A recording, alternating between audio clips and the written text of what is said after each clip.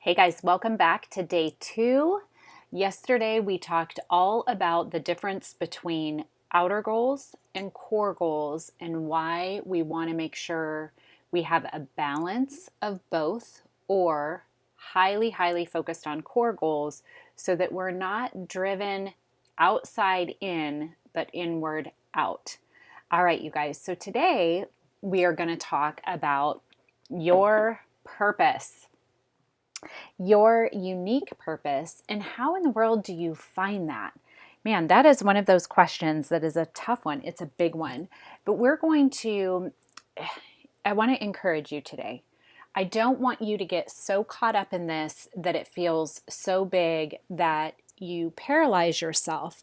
I want you to start somewhere, and I want you to understand that just like being an entrepreneur, this is a process.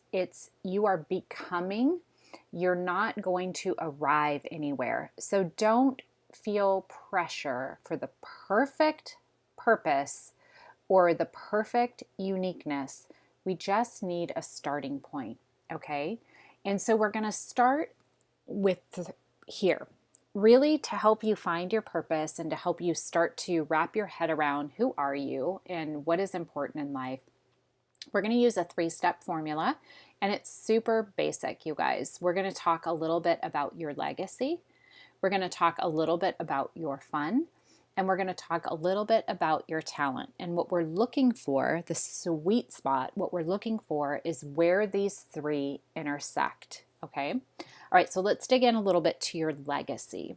That's a big word, you guys, and it's thrown around a lot in network marketing, but the reality of your legacy is pretty basic.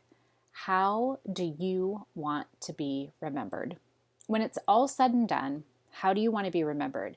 I got some advice so early on in my career, and I'm really grateful that I got this advice.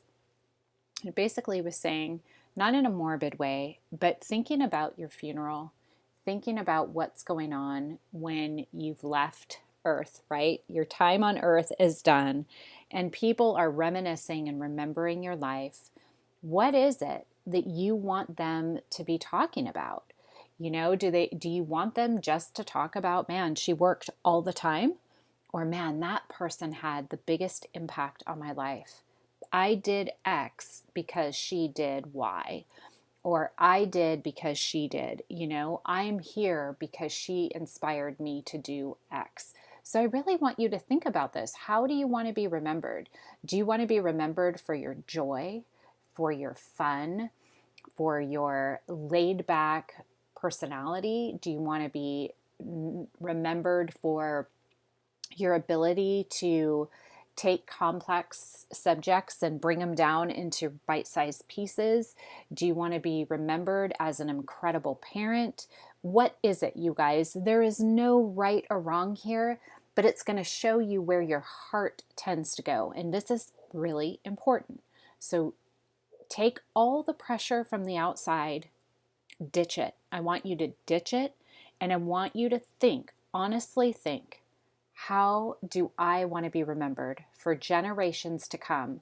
Do I want to be remembered as a philanthropist? Do I want to be remembered as the person that totally changed the trajectory of our family tree? Do I want to be known as a parent that had a huge impact on all of my kids' lives? Do I want to be remembered as someone who oozed the gospel? I don't know what it is, you guys, but I want you to figure out for you, how do you want to be remembered?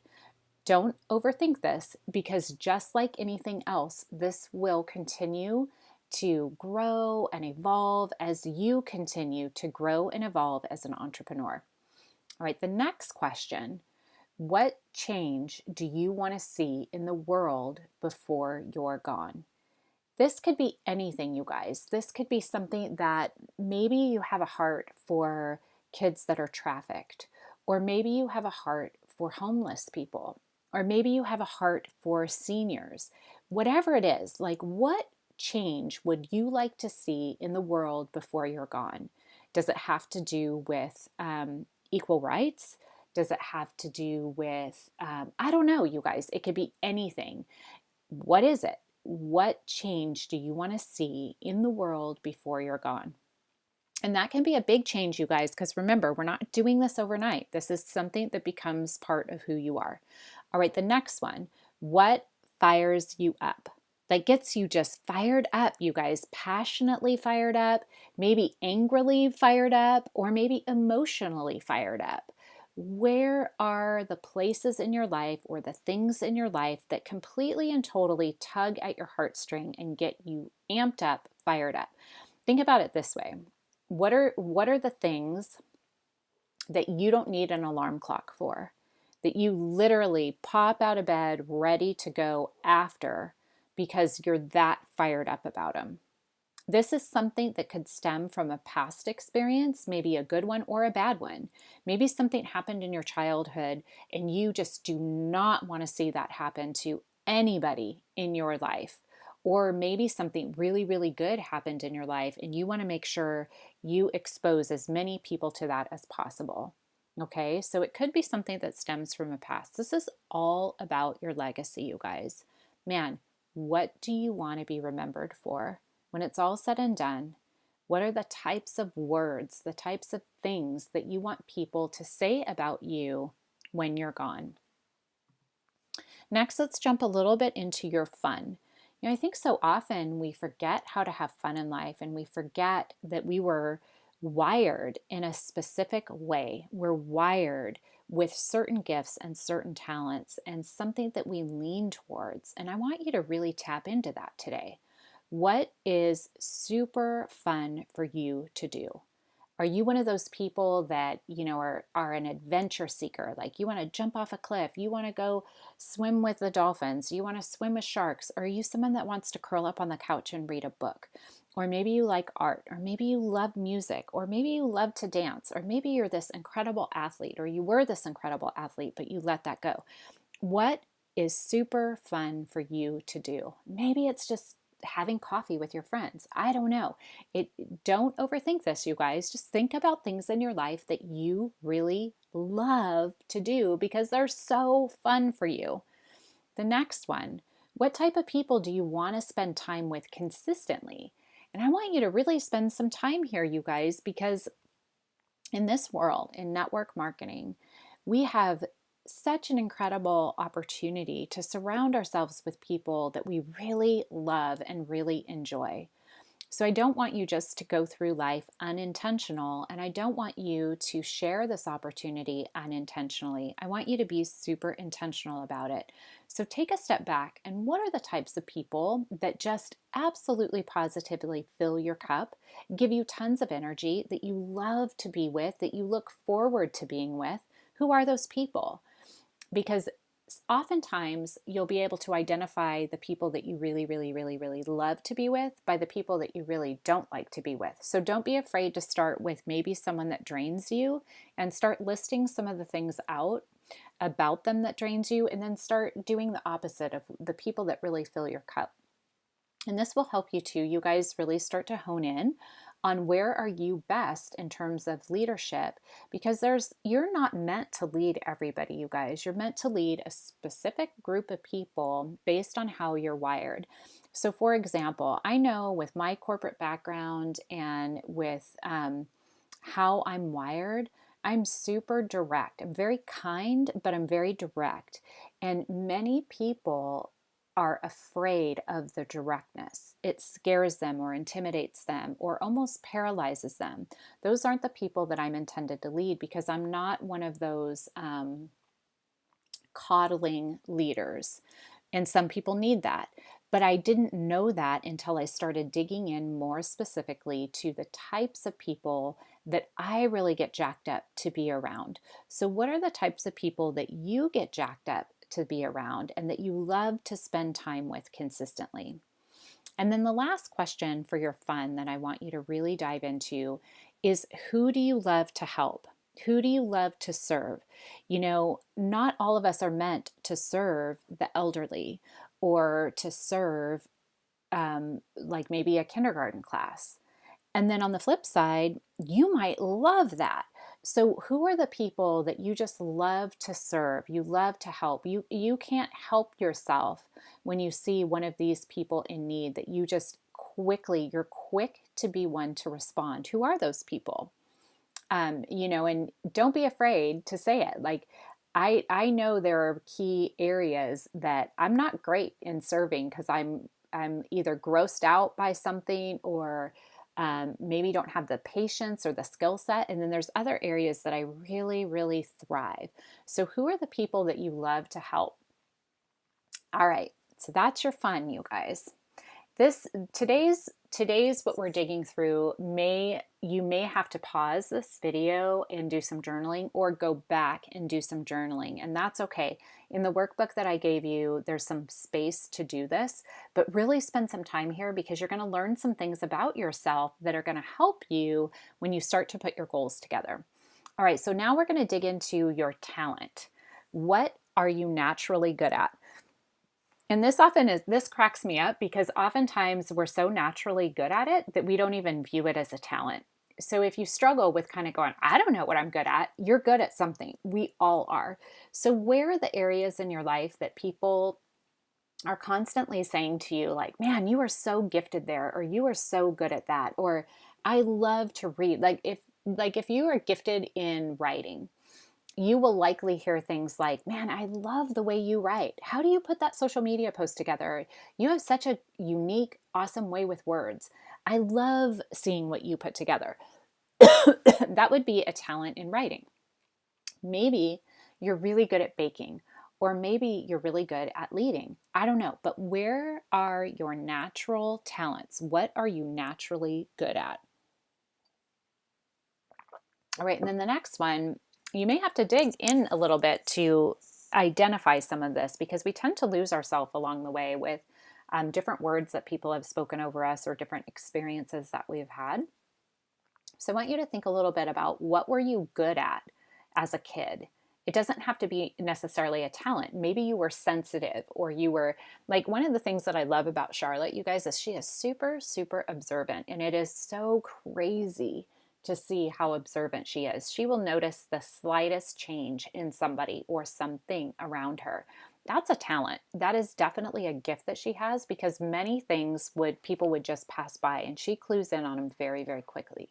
So what are the types of things as a kid that you heard a lot of? Maybe you were sensitive. And that's a talent. That's a gift, you guys, because some people aren't sensitive. Maybe you're funny. Mike is one of those people that he's funny. He has a gift. He's naturally funny. And he's been told that since he was a kid. And it's definitely something that he's good at. He's good at humor. He's good at making people laugh. He's good at lightening a situation if it's heavy. All right. Keep in mind that you're still growing and learning in this area, especially maybe something that you're good at. So don't feel like you have to be perfect at it to claim it as a talent. So, I just started digging in. I don't want to say I just started, but when I was able to leave the corporate world, I was able to pursue art a little bit more. And I didn't even know that it was something that I liked. I just have always been creative. And so as I've started to dig into art and start painting and doing some of those things, like I'm not fantastic at it, but I'm enjoying it, and I'm getting better and better and better at it as I go. So don't limit yourself if you gravitate towards an area but may have not perfected the skill yet, because this is an area where it's just like anything else, will grow into. Okay. All right. So now that you've looked at those three areas, you've looked at your legacy, you've looked at your fun, and you've looked at your talent, what we're looking for ways that those three intersect with one another. How can we pull that all together? And it may not be really clear just yet, and that's okay, because this is a starting point. So take some time, you guys, to thoughtfully journal about these questions that we just went through, because you're going to really discover more about yourself, about your preferences, when you take time to write them down, take time to noodle them, really think on them, process them. Give yourself some space and some time to dig into this. I know many of us are driven, and we're wired as action takers. And so these types of steps can be frustrating because we want to get right into putting the plan together and get to work. But I really want you need to spend time here to ensure that your goals are on point so that they are fulfilling rather than frustrating. Okay. All right. When have you experienced the intersection of your legacy, your fun, and your talent? Can you remember a time, maybe it was when you were a kid, maybe it was recently, but if you can remember a time, really get into some journaling about it. What was going so well? What did you feel like? What really was happening? And if you haven't yet, can you think about a way that maybe you could, or is it still unclear? Totally fine. We just want you to really do some reflecting and some thinking while you're pulling all of these together. Okay, now, everything that we go through as we're putting these goals together, we're going to use what's called the purpose test to really test out where we're naturally going, because we are we've learned some things throughout our life, and typically we've learned it through having a job, and a job isn't necessarily there to satisfy and fulfill you. It's there to a means to an end. It's there for a paycheck. So some things we have to unlearn, you guys. So the purpose test is going to help us to make sure that as we're rethinking goals and reapproaching goals, that we stay on track and don't go back to just our old way of thinking. All right. So the purpose test is something that you're going to use throughout this process. You're also going to use throughout the year just to triple check and make sure you're still on course. All right. So is this action, is this when you're looking at the ways that these three things have come together, is this action in alignment with my core goals and purpose? And remember, you came up with a core goal yesterday or the day before, however you're piecing this out. The core goal was in step 1.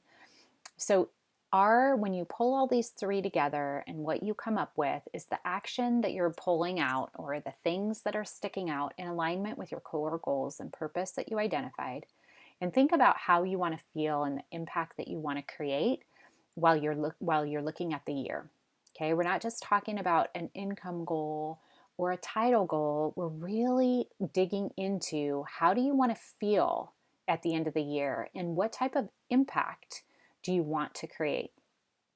Or did what you journal and come up with, is it more of an outer goal that's based on other people's perceptions of your success or what you believe they want you to do?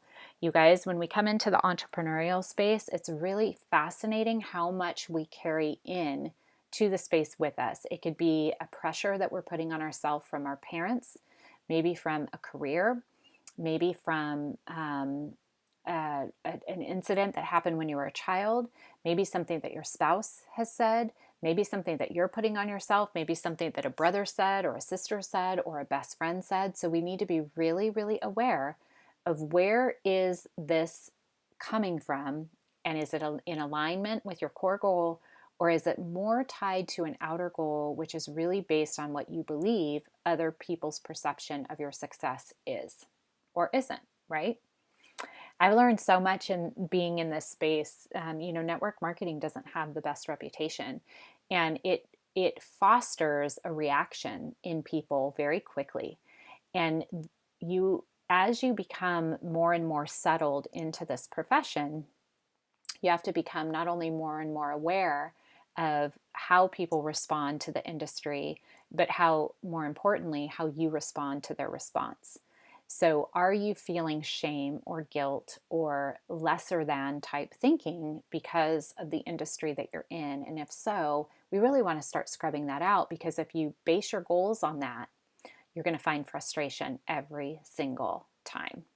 All right? Okay. I hope you're loving this as much as I am. All right. So, purpose really equals freedom, you guys. When you start to really nail what you're here for, what your purpose is. And this, remember that it's going to grow and evolve with you as you grow and evolve as well. But really what it boils down to is freedom.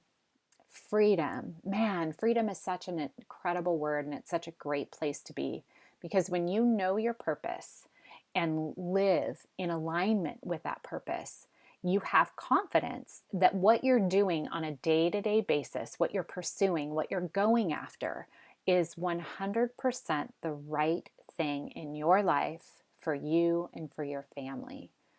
Now, when you don't know your purpose, we start to waver, we start to go back and forth. We let outside things influence where we should be spending our time or what we should be focusing on.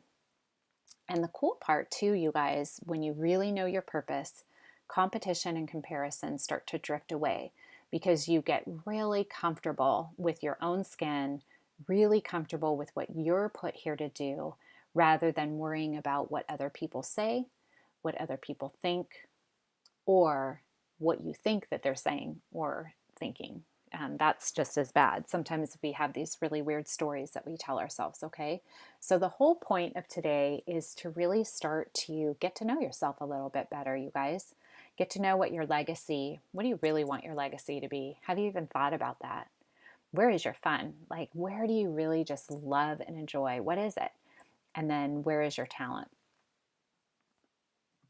All right, don't forget that your purpose is evolving, you guys.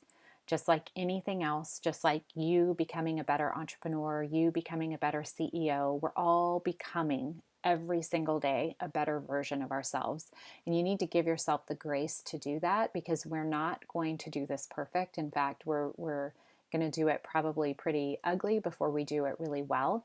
But we need a starting point. So ditch paralyzation, ditch perfection, and dive in and just really start to get in tune with who you are, what you want your legacy to be, where you really have fun and enjoyment in life, and where your talents are. Your goals are about the journey and the joy in the journey, not just the destination. And this also goes for your purpose. So learn to find excitement in the unknown as we continue to dive into this, okay? All right, so that was day 2. So, as we did yesterday, I want to know what you're thinking and where you're at. Go ahead and leave a comment below.